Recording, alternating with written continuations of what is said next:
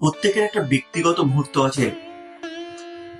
আমরা নিজেরা নিজেদের ব্যক্তিগত মুহূর্তগুলোকে পাবলিকের সামনে এক্সপোজ করছি, অন্যের ব্যক্তিগত পেশের মধ্যে ঢুকে গিয়েও তাদের সমস্ত কিছু পাবলিকলি আমরা এক্সপোজ করে দিচ্ছি। এটা মনে হয় ঠিক হচ্ছে না। আর মানুষের এখন রুচি কি পরিবর্তন হয়েছে, আমরা সারাদিন ধরে এইসবই দেখছি। কে কি খাচ্ছে, কে কি করছে, কে কি গসিপ করছে। এটা কোনো সুস্থ পরিবেশ হতে পারে না। একটা পার্সোনাল লাইফ থাকা দরকার, প্রত্যেকের একটা ব্যক্তিগত পেজ থাকা দরকার।